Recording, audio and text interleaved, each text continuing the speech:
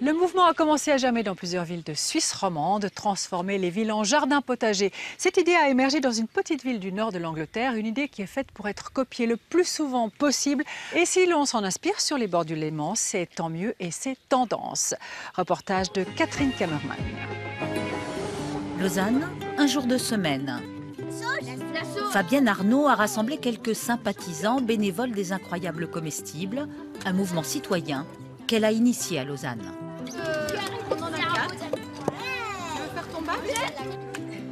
Les légumes et les herbes aromatiques qui vont pousser dans ces bacs sont gratuits. Tout le monde peut se servir. Pas de frais d'installation et de matériel. Les bacs sont amenés par des bénévoles, la terre par la commune de Lausanne. Et ensuite, notre but, c'est d'appeler tous ces petits bras et de réunir les graines, les plantons pour planter. Mon grand souci, c'est la sécurité alimentaire. C'est sûr que les petits carrés, ça ne peut pas nourrir tout un quartier, mais peut-être qu'un jour, on sera content d'avoir appris à semer, à planter, à cultiver, à récolter, à cuisiner. Autour des incroyables comestibles lausannois, quelques 200 sympathisants. En 2 ans, des bacs ont été installés dans une quinzaine de quartiers de la capitale vaudoise. C'est vrai que la commune m'a beaucoup aidée. Ils nous ont donné du compost, de la terre végétale. Ils nous ont donné des terrains où déposer nos bacs. Et puis en fait, maintenant, j'ai envie de dire, ça sème un peu tout seul.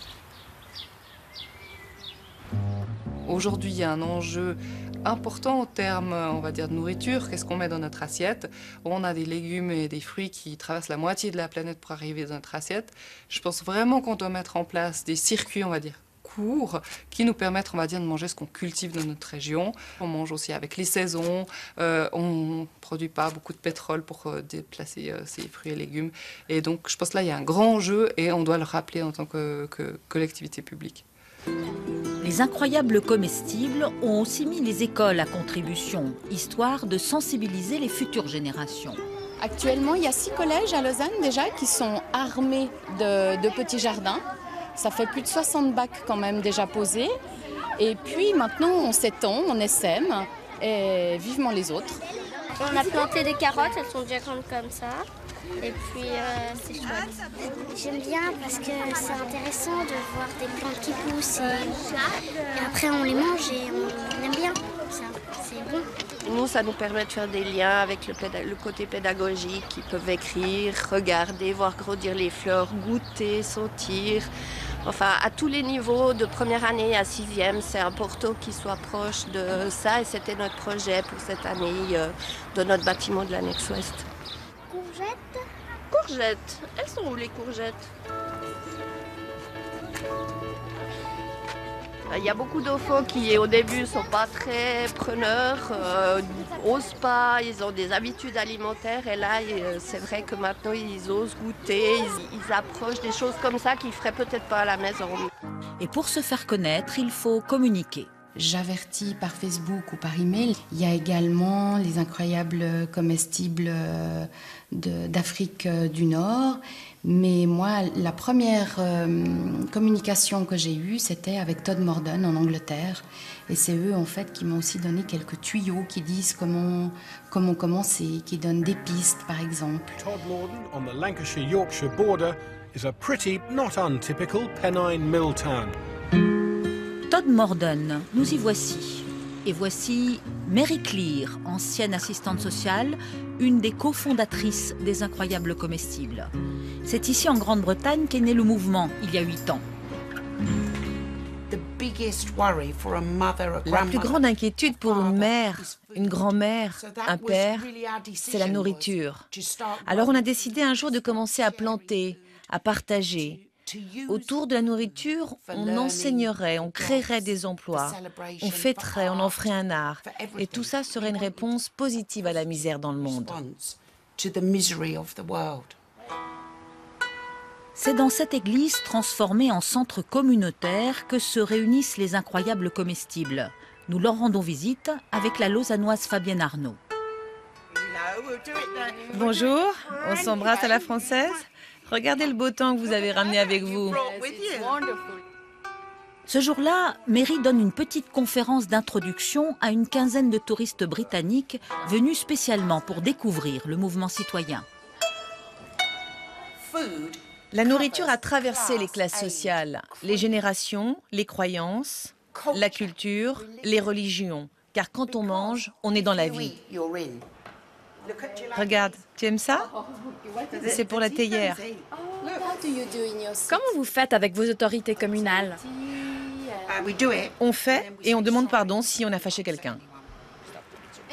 Départ ensuite pour un tour de la ville à pied d'1h30, histoire de découvrir les réalisations des incroyables comestibles. Ce sont les tours qui financent le mouvement de bénévoles, 15 francs en moyenne par personne. Nous avons eu près de 400 personnes depuis Pâques. Le groupe de demain vient de Corée. En juin, nous aurons 3 groupes de Japonais. Les Français viennent souvent. Menu de la promenade, des herbes aromatiques, légumes et fruits. Ça n'a pas bon goût, mais ça soigne les migraines. Tout ce qui pousse dans les espaces publics est gratuit et on se sert bien. Quand nous avons commencé, il a fallu 18 mois pour que les gens se servent. Maintenant, quand j'arrive avec mon appareil photo, ils disent « Regarde Estelle !» Ils sont très heureux qu'on les voit. À Todmorden, la désindustrialisation est passée par là. Des milliers d'ouvriers ont quitté la région. Aujourd'hui, la ville compte 15 000 habitants, contre 30 000 dans les années 70-80. La mondialisation a également modifié l'environnement et Mary et ses amis n'ont plus vraiment confiance dans les pouvoirs politiques et économiques. Si vous vous rappelez l'éruption du volcan islandais il y a 7 ans, tous les avions ont été cloués au sol à cause des cendres. C'était la fièvre. Marks et Spencer ne pouvaient plus faire venir ces haricots du Kenya. Les gens paniquent dans ce genre de moment. On aimerait tellement que dans une situation pareille aujourd'hui, les gens pensent automatiquement « mais on peut produire notre nourriture et partager ». Finalement, la crise, c'est rien. Impossible de passer inaperçu. À Todmorden, les incroyables comestibles sont célèbres, y compris chez les personnes âgées. C'est une bonne chose pour la ville. Oui, ça fait un bon moment qu'ils sont là. Il y a même des groseilles là-bas. Oui, des groseilles. Il y a même des bacs devant les écoles et les stations de police. Oui, la police. Et puis il y a des bacs, des gros, ils s'étendent de plus en plus. Ils s'étendent. Au marché, les incroyables comestibles ont en tout cas séduit beaucoup de commerçants. Certains se sont même mis à acheter et vendre local, un des credos du mouvement citoyen. Oui, je les connais, tout le monde les connaît ici. Les réactions sont mitigées. Certains n'aiment pas voir ces bacs un peu partout, ils préfèrent les fleurs aux légumes. Moi, ça ne me gêne pas. On ne peut pas contenter tout le monde, vous savez. Tout le monde n'apprécie pas. Ce marchand de légumes s'approvisionne beaucoup à l'étranger, mais il vend aussi local, ce qui peut poser problème. Il y a des gens qui viennent ici, qui voient mes carottes et qui disent elles sont locales, donc gratuites. Et je leur dis non, allez chez les incroyables comestibles. Ici, on fait du business. Les affaires sont les affaires, mais en attendant, il faut pouvoir répondre en cas de coup dur. Mary, sa trentaine de bénévoles et tout son réseau social tissé au fil du temps veulent pouvoir agir tout de suite. Nous vivons dans une région à risque à cause des inondations. À chaque fois que ça arrive, on nous appelle, on nous demande de cuisiner. On a tout le matériel, des cuisiniers, un réseau de gens, et on nous connaît, et on nous fait confiance. On a un immense réseau, la police, les pompiers, les écoles, les magasins, les architectes, des organisateurs des restaurants, donc on peut finalement être très généreux. Parmi les soutiens, la police de Todmorden, une grande fidèle. À chaque descente dans une plantation de hashish, elle offre au mouvement un incroyable matériel. Je vais vous montrer. Ces pots sont très chers. Et la terre aussi. Alors on nous donne des arrosoirs, des seaux, vraiment de très belles choses comme ça.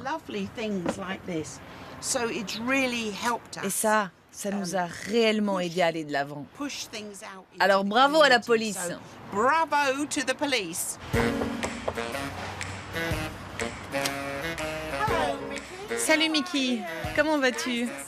Ça me fait plaisir de te voir. Les artichauts, tu as vu, il y en a un là. Ce que nous confisquons aux criminels, eh bien, nous les offrons aux associations. Ça coûte des milliers de francs. Si on ne le faisait pas, eh bien, ce serait détruit. Tout ça, regarde là. Tout ça, ça a pris le dessus. Tu devrais en prendre. Je les adore. Leur stratégie est fabuleuse. Et pour vous dire la vérité, je n'aurais jamais imaginé que ce soit possible. Je pensais qu'en 2 ou 3 semaines, tous les bacs seraient vandalisés, cassés. Et j'ai été surpris de voir que non, on n'a eu aucun dommage. Les habitants ont vraiment du respect. Bonjour Fabienne. Viens voir, je vais te montrer des images. J'ai beaucoup de projets pour chez moi. Je pense que si tu ramènes une photo de notre poste de police, jamais ils pourront dire non. Et qui sait, la police lausannoise pourrait peut-être un jour ressembler à l'incroyable Mickey. Thank you.